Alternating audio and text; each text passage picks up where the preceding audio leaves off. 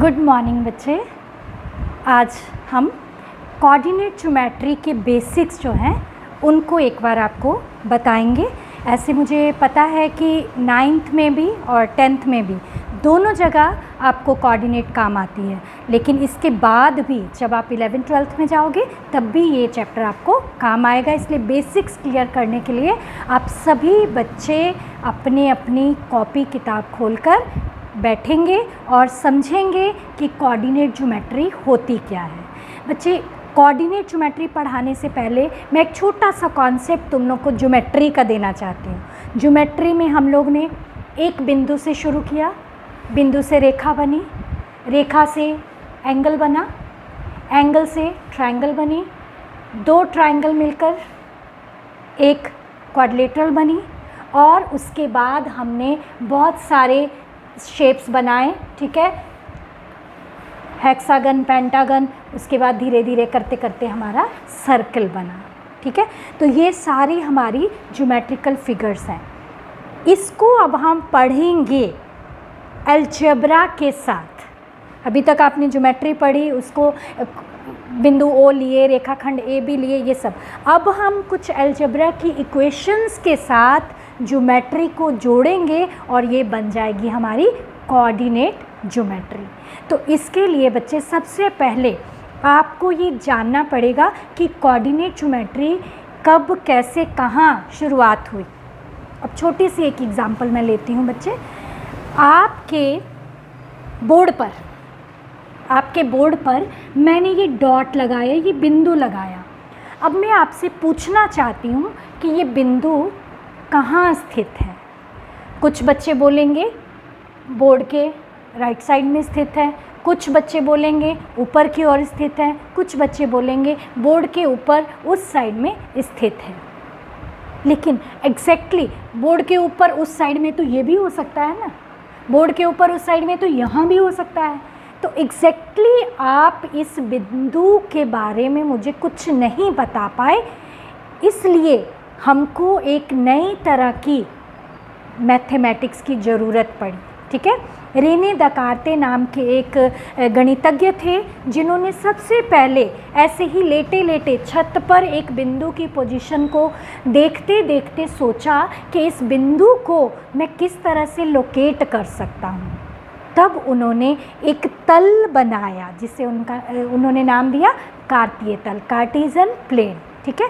तो उस तल को उन्होंने 4 हिस्सों में डिवाइड किया जिसे हम लोग चतुर्थांश कहते हैं।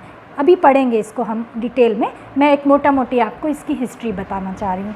तो ये चतुर्थांश जो हुए 4 पार्ट हो गए उस कार्तीय तल के, और उसके बाद उन्होंने बताया कि इस बिंदु की पोजीशन को बताने के लिए हमें 2 अक्षों की ज़रूरत पड़ेगी, 2 इसके कोऑर्डिनेट्स होंगे, उनकी ज़रूरत पड़ेगी। जैसे फॉर एग्ज़ाम्पल मैं आपसे बात कर रही हूँ, आप किसी क्लास में पढ़ रहे हैं, आपकी क्लास में जो बैठने का अरेंजमेंट होता है column and row, column and row, इतने कॉलम, जैसे मान लेते हैं आपकी क्लास में 49 बच्चे हैं, 7 कॉलम्स, 1 2 3 4 7 कॉलम्स एंड 7 चेयर्स, प्रत्येक में 7 रो भी बने होंगे, ठीक है।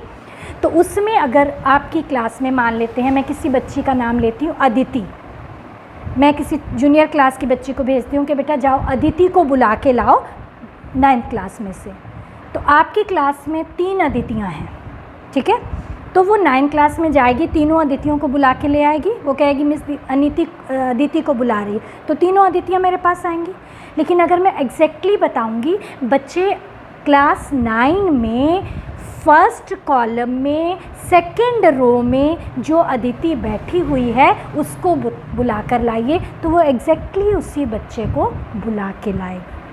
अगर मैं कह दूं कि सिर्फ फर्स्ट कॉलम की अदिति को बुला, हो सकता है उस दिन तीनों अदितियाँ उसी कॉलम में बैठी हों, है ना। यानी कि मुझे आपको बताने के लिए 2 कोऑर्डिनेट्स की आवश्यकता पड़ी, ठीक है।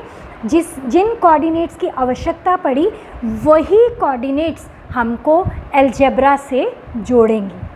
हम जब ज्योमेट्री पढ़ते पढ़ते अलजेब्रा से जुड़ेंगे तो किसके माध्यम से जुड़ेंगे, एक एक्स अक्ष का कोऑर्डिनेट, एक वाई अक्ष का, ठीक है। इन दोनों के माध्यम से हम अब अलजेब्रा के साथ जुड़ेंगे। तो सबसे पहले हम बात करेंगे कार्टेशियन प्लेन की कि ये प्लेन होता क्या है।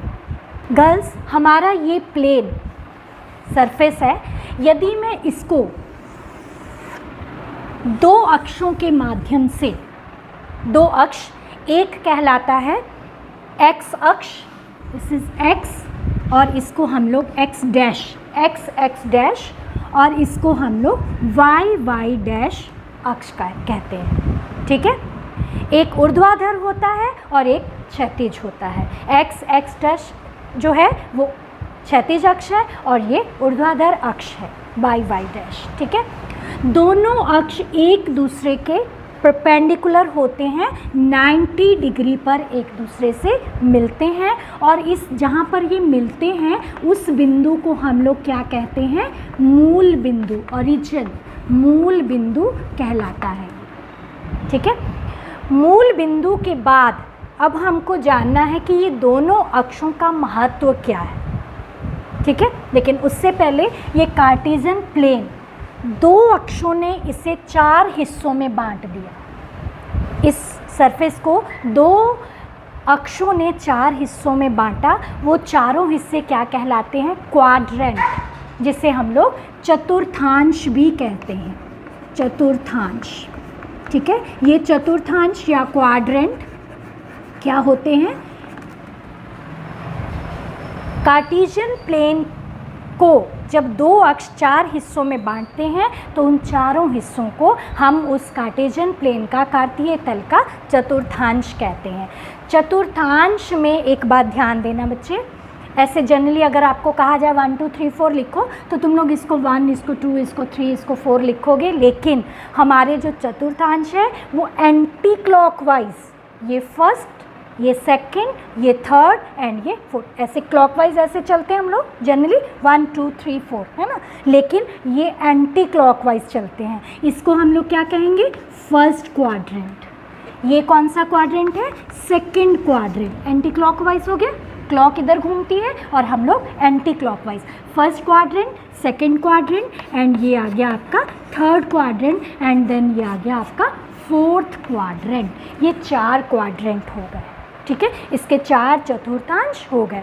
सबसे पहले कार्टेशियन प्लेन क्या हुआ, जब एक्स अक्ष और वाई अक्ष किसी भी सरफेस को, किसी भी तल को 4 हिस्सों में बांटते हैं तो वो एक कार्टेशियन प्लेन यानी कि कार्तीय तल का रूप ले लेता है। और कार्तीय तल के 4 हिस्से जिन्हें हम चतुर्थांश कहते हैं उन्हें प्रथम, द्वितीय, तृतीय और चतुर्थांश कहा जाता है। और दोनों अक्ष जिस बिंदु पर मिलते हैं उससे हम लोग मूल बिंदु कहते हैं। अब हम बात करेंगे इन दोनों अक्षों की। अब हम वापस जाते हैं अपने अलजेब्रा में, रियल नंबर में। हम लोगों ने नंबर लाइन पढ़ी है। नंबर लाइन में हम जानते हैं कि ये जो पॉइंट्स हैं ये पॉजिटिव होते हैं, इक्वल डिस्टेंस पे हम लोग लेंगे स्केल के माध्यम से। सिमिलरली इधर -1, -2, -3, -4 एंड सो ऑन, ठीक है। और वाई अक्ष में ऊपर की तरफ सारे पॉजिटिव, +1, +2, +3, +4, एंड नीचे की तरफ -1, -2, -3, -4। ध्यान बस यही रखना है कि ये डिस्टेंस आप कंपास से लेंगे, इक्वल होना चाहिए सब ओर का डिस्टेंस, ठीक है। तो ये आपका दोनों अक्षों पर ये जो हमने बिंदु रखे, ये एक नंबर लाइन जिसे हम कहेंगे उसी पर आधारित है। तो x और x डैश, O से, ओरिजिन को हम लोग O से अंकित करेंगे। O से x डैश सारे पॉइंट्स क्या होंगे, नेगेटिव। O से x क्या होंगे, सारे पॉइंट्स पॉजिटिव। OY, ठीक है, OY जो है इसको यहाँ पर लिखने से आपको ज़्यादा क्लियर होगा। OY जो है वो पॉजिटिव एंड OY डैश नीचे की ओर सारे पॉइंट्स जो है वो नेगेटिव हो जाएंगे, ठीक है। अब हम इसको एक क्लासरूम के रूप में लेते हैं, ठीक है। मान लेते हैं मैं आपको कहती हूँ सेकंड कॉलम में थर्ड लड़की, सेकंड कॉलम में थर्ड लड़की अदिति है, उसको बुला के लाइए, ठीक है। एक और बात मैं कहती हूँ बच्चे, थर्ड कॉलम की अदिति को बुला के लाइए। थर्ड कॉलम में सारी लड़कियों का नाम अदिति है, किसको बुला के लाओगे, नहीं क्लियर हुआ ना। जैसे मानो तुम लोग एक दोस्त से दो दोस्त आपस में बात कर रहे हैं कि तुम्हारा घर कहाँ है। एक कहती है ऐसे करना, भगवानपुर के यादव नगर में गली नंबर 2 में आ जाना। सिर्फ इतना कहने से आपके घर पहुंच जाएगी? नहीं, गली नंबर 2 के 5वां घर में आना और उसके फर्स्ट फ्लोर पर मैं रहती हूँ। मतलब आपको 2 कोऑर्डिनेट्स चाहिए, है ना, 2 लिंक चाहिए जो आपको जोड़ेंगे। तो यहाँ पर 2 लिंक, एक एक्स अक्ष प्रदान करेगा और दूसरा वाई अक्ष हमको प्रदान करेगा। एक अक्ष जो एक्स अक्ष का बिंदु है उससे हम लोग क्या कहेंगे? भुज कहेंगे, और जो वाई अक्ष का बिंदु है उससे हम लोग क्या कहेंगे? कोटि कहेंगे। ठीक है, अब मान लेते हैं मैंने एक बिंदु लगाया यहाँ पर, ये आपका एक डॉट है जिसकी पोजीशन, कार्तीय तल में इस बिंदु की पोजीशन ज्ञात करें। तो आपको क्या कहना है? आपको ध्यान देना है, आपको स्केल के माध्यम से इसको देखना है। ये 2 के सामने है और इधर ये 3 के सामने है। आप कहेंगे एक्स अक्ष पर 2 और वाई अक्ष पर 3। इस बिंदु की पोजीशन क्या है? एक्स अक्ष पर 2 और वाई अक्ष पर 3 के सामने ये बिंदु है। इसको हम लिखेंगे कैसे?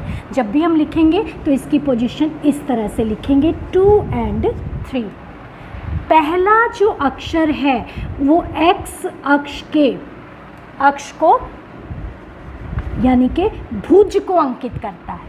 एक्स अक्ष का निर्देशांक जो है, एक्स अक्ष निर्देशांक किसको अंकित करता है? भुज को। और दूसरा जो है वो कोटि को, कोटि क्या होता है? वाई अक्ष का निर्देशांक, वाई अक्ष निर्देशांक। ठीक है, तो इसको अंकित करते हैं। ये x है 2 और 3, ये आपका भुज और ये आपकी कोटि। इस चीज़ को आपको याद रखना है। ठीक है, इसी तरह अगर मैं कहती हूँ कि बिंदु आपका यहाँ पर है, ठीक है, अब आपको स्केल लेके देखेंगे 4 के सामने एंड देन इधर 2, क्या लिखोगे? 2 और -4? नहीं, 2 पहले नहीं लिखना है। वाई अक्ष यानी कि कोटि को हमेशा पीछे लिखना है और भुज को हमेशा पहले लिखना है। ये आ जाएगा हमारे पास -4 और 3।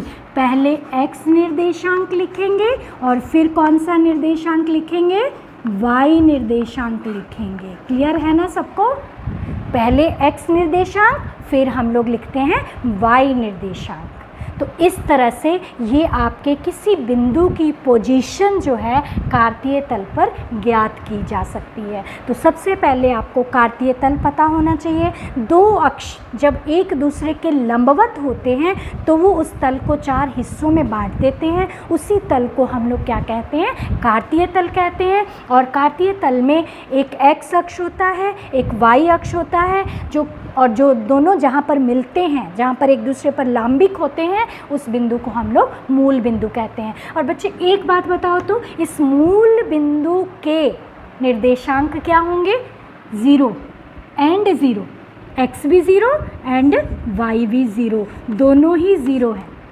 देखो 0 1 2 3 है ना, इधर 0 1 2 3, तो x अक्ष का भी निर्देशांक 0 है और y अक्ष का निर्देशांक भी यहाँ पर 0 है। अगर आपको मूल बिंदु के निर्देशांक पूछे जाते हैं, बहुत सारे ऑब्जेक्टिव क्लास 9 में लगभग आप जानते हैं कि आपको 50 मार्क्स के ऑब्जेक्टिव आएंगे और इस कार्तीय तल में से आपको 10 लगभग ऑब्जेक्टिव निश्चित रूप से आएंगे। इसलिए इस कॉन्सेप्ट को समझना आपके लिए बहुत ज़रूरी है। तो फिर से तल आप समझ गए क्या होता है। उसके बाद हम क्या क्या पढ़े हैं इसमें। एक्स अक्ष जो है उसके 2 भाग हैं, एक ओ एक्स डैश, एक ओ एक्स। जैसे नंबर लाइन होती है, ओ एक्स पॉजिटिव अंकों को दर्शाता है, ओ एक्स डैश नेगेटिव को। इसी तरह ओ वाई पॉजिटिव अंकों को और ओ वाई डैश नेगेटिव। और इस वाई डैश को हम लोग वाई अक्ष कह रहे हैं। इस पूरे लाइन को हम लोग वाई डैश को क्या कहते हैं? वाई अक्ष। ठीक है, वाई एक्सिस। और इस एक्स डैश को हम लोग क्या कहते हैं? एक्स अक्ष, एक्स अक्ष। ठीक, अब हम लोगों ने बिंदुओं को, कोई भी बिंदु यहाँ पर डाला गया है। अब जैसे मैं कह रही हूँ कि रेने दकार्ते लेटे हुए थे, उन्होंने छत पर एक बिंदु देखा और उसी बिंदु से उन्होंने कोऑर्डिनेट ज्योमेट्री की रचना कर दी एक तरह से। तो अब आपको एक बिंदु दिया जाए, मान लेते हैं आपने कुछ चीज़ का रिपेयर कराना है, तो आप अपने जो भी आपके घर में काम करने के लिए आएंगे उनको समझा सकते हैं कार्तीय तल के हिसाब से। आपका पहला क्वेश्चन होगा फर्स्ट एक्सरसाइज का कि अपने टेबल पर टेबल लैंप की पोजीशन बताएं। कैसे बताएंगे?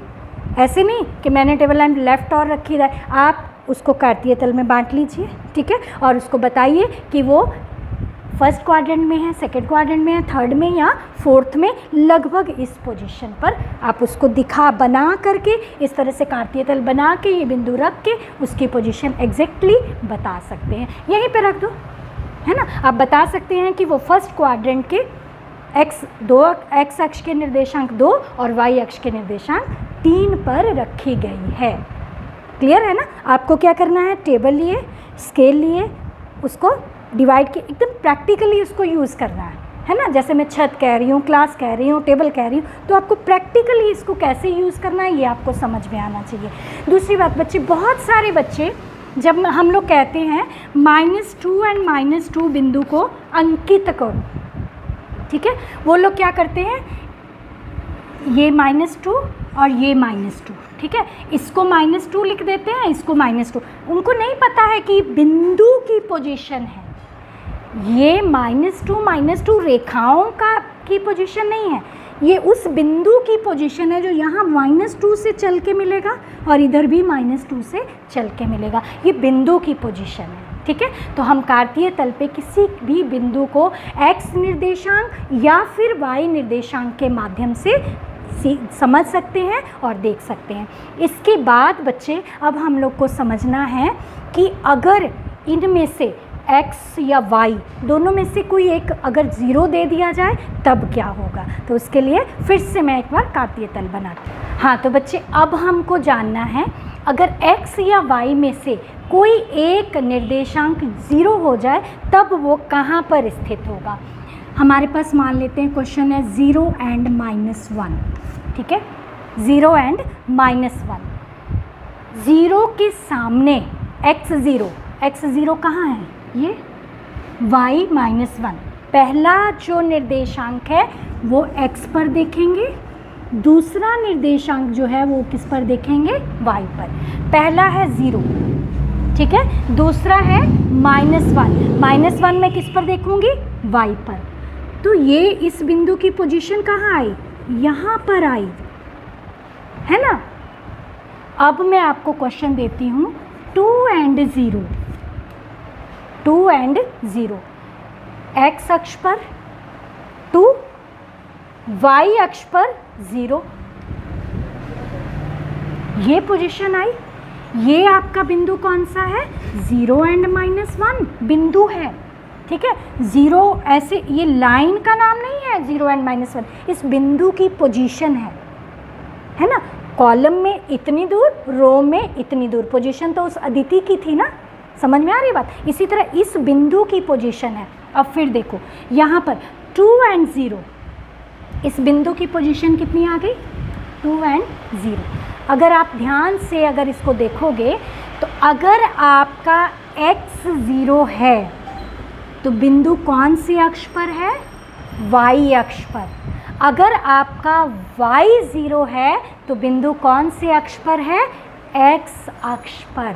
फिर से ध्यान से देखो, कौन सा पॉइंट 0 है, x निर्देशांक 0, तो किस अक्ष पर हो गया, y अक्ष पर। ये याद रखना है आपको, ठीक है। आपसे पूछा जाएगा सीधे ऑब्जेक्टिव क्वेश्चन, 0 एंड -5 किस अक्ष पर है या कार्तीय तल में कहाँ स्थित है। तो आप यहाँ नहीं लिखोगे, बच्चे क्या लिखते हैं, तीसरे क्वाड्रेंट में। ये तो क्वाड्रेंट में होता ही नहीं है ये क्वाड्रेंट पे नहीं ना।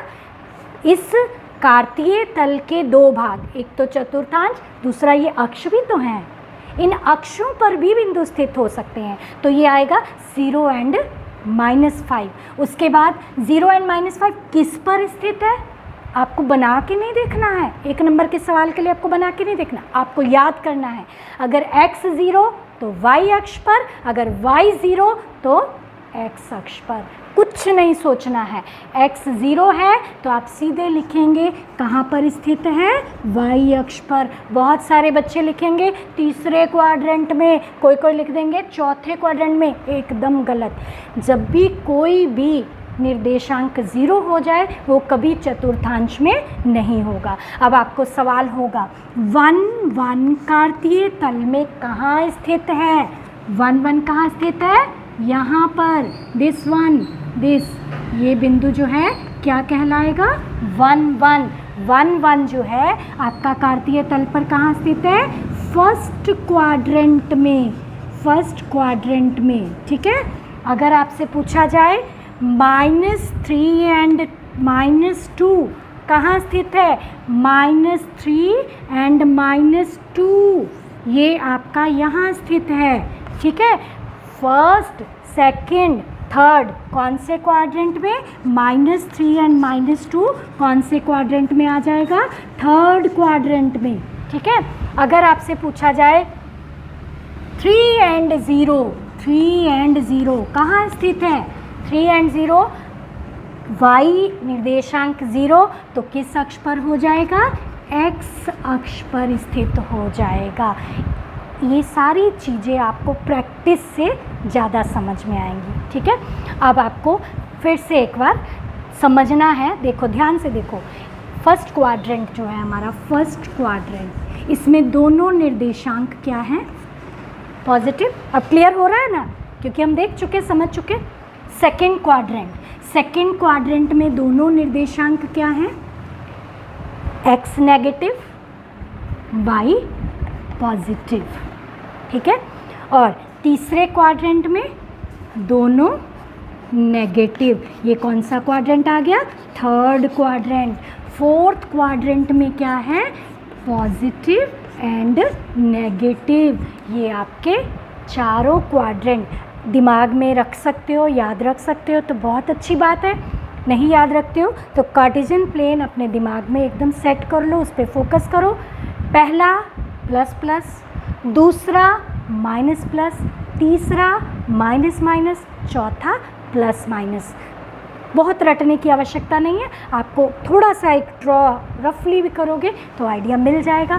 तब आपसे पूछा जाएगा ऑब्जेक्टिव क्वेश्चंस में -3 एंड 2 किस क्वाड्रेंट में है। -3 एंड 2 आपको बना कर देखने की आवश्यकता नहीं है, आपको पता है कि सेकेंड क्वाड्रेंट में x माइनस और y प्लस है, तो ये कौन से क्वाड्रेंट में हो जाएगा, सेकेंड क्वाड्रेंट में हो जाएगा। तो ये आपके लगभग कार्तीय तल में यही कुछ सब कुछ पढ़ना है, ये आपका बेस है। अगर आप एक बिंदु को लोकेट करना सीख जाओगे, उसकी पोजीशन बनाना सीख जाओगे, उसके एक्स निर्देशांक और वाई निर्देशांक को समझ जाओगे, इसे हम लोग भुज कहते हैं, इसे हम लोग कोटि कहते हैं।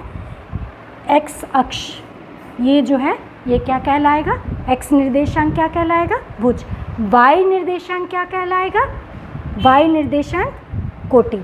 अब देखो एक क्वेश्चन कैसे पूछता है एग्ज़ाम में, अक्सर क्या 100% आएगा। वाई अक्ष से बिंदु की दूरी को डैश कहते हैं, वाई अक्ष से बिंदु की दूरी को भुज कहते हैं। जनरली हम लोग क्या कहेंगे, वाई अक्ष के निर्देशांक को कोटि कहा जाता है ना, वाई अक्ष का निर्देशांक क्या कहलाता है, कोटि। लेकिन उसने पूछा क्या, वाई अक्ष से किसी बिंदु की दूरी, तो वो कहाँ लोकेट हो रही है, एक्स अक्ष पर हो रही है ना।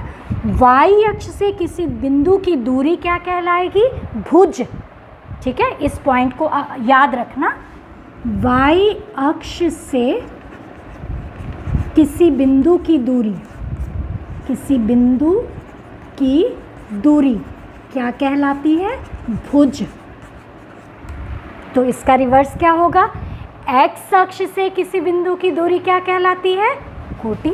एक पॉइंट याद रह जाएगा तो दूसरा ऑटोमेटिकली आपके दिमाग में सेट हो जाएगा। ऐसे वाई अक्ष के निर्देशांक को कोटि कहा जाता है, लेकिन अगर वाई अक्ष से दूरी पूछी जाती है तो वो एक्स निर्देशांक हुआ तो उसको हम लोग भुज कहेंगे, ठीक है। ये क्वेश्चन तो 100% है कि आपको ऑब्जेक्टिव में आएगा ही आएगा। इसलिए इसको बढ़िया से आपको समझना है। तो इस तरह से ये आपका कार्तीय तल यानी कि कोऑर्डिनेट का जो बेसिक कॉन्सेप्ट है ये आप तक पहुंच गया। अब मुझे आशा है कि आप एक्सरसाइज 3.1, 3.2, 3.3 तीनों इसी से बनेंगे, इसमें और कुछ भी नहीं है आपके 9th क्लास में। और जो बच्चे 10th में हैं वो भी इस बेसिक को एक बार रिवीजन कर लेंगे तो उनको 10th की कोऑर्डिनेट में फ्लो बन जाएगा, आराम से कर सकते हैं। 10th में जाकर अब हम इसको अलजेब्राइक टर्म्स में ले जा कर के इसके दो बिंदुओं का डिस्टेंस निकालेंगे, एक त्रिभुज का एरिया निकालेंगे, एक चतुर्भुज का एरिया निकालेंगे, इस एक रेखा को बांटने के लिए अनुपात दिया होगा उसका बिंदु निकालेंगे कि इस अनुपात में बांटता है तो वो बिंदु ज्ञात करें, या फिर एक रेखा को कोई बिंदु डिवाइड कर रहा है तो किस अनुपात में बांट रहा है, इस सब हम लोग अलजेब्रा से इसका निकालेंगे। तो इस तरह से ये अगर आपको क्लियर हो जाता है, बेसिक कॉन्सेप्ट अगर आपको क्लियर हो जाता है तो कोऑर्डिनेट ज्योमेट्री दुनिया की सबसे आसान ज्योमेट्री है, जिसको मुझे आशा है कि आप बढ़िया से बना सकते हो। एक रिवीजन के साथ आप अपना शुरू करेंगे। 3.1, 3.2 एंड 3.3 एक ही सिटिंग में मेरे हिसाब से आपका बन जाना चाहिए। और इसके साथ साथ अगर आपको फिर भी प्रॉब्लम हो रही है तो कमेंट सेक्शन में आप अपनी प्रॉब्लम्स लिख के मुझे भेज सकते हैं। एक बार फिर से मैं रिवीजन इन 2 मिनट्स करवा देती हूँ। हमने एक तल लिया जिसको हमने 2 अक्षों से बांटा, एक तल के 2 भाग, एक चतुर्थांश और एक अक्ष हो गए। अक्ष जो हैं उनमें से एक अक्ष को हम एक्स अक्ष कहते हैं, दूसरे को हम वाई अक्ष यानी कि वाई एक्सिस कहते हैं। ये दोनों अक्ष एक दूसरे के परपेंडिकुलर होते हैं। ये जो क्षैतिज अक्ष है ये एक्स एक्सिस, ये जो ऊर्ध्वाधर है इसे वाई एक्सिस, और ये चतुर्थांश मैंने जैसे बताया कि ये एंटी क्लॉकवाइज चलते हैं, first quadrant, second quadrant, third quadrant and fourth quadrant, number line की तरह, इधर पॉजिटिव इधर नेगेटिव, ऊपर पॉजिटिव इधर नेगेटिव। ये कॉन्सेप्ट आपको एकदम क्लियर होना चाहिए। उसके बाद चतुर्थांश में अगर आपके कोई बिंदु स्थित है तो उसमें आपको पोजीशन बिंदु, दोनों बिंदुओं का 1, 1, 3, 2, -3, -2 ये दिया होगा तो चतुर्थांश। अगर दोनों निर्देशांकों में से कोई एक 0 है तो वो चतुर्थांश में स्थित नहीं होगा। वो कहाँ पर स्थित होगा? वो इन दोनों अक्षों में से किसी एक पर। अगर x निर्देशांक 0 है तो y अक्ष पर, अगर y निर्देशांक 0 है तो x अक्ष पर स्थित होगा। इस कॉन्सेप्ट को, और मूल बिंदु के निर्देशांक क्या होंगे?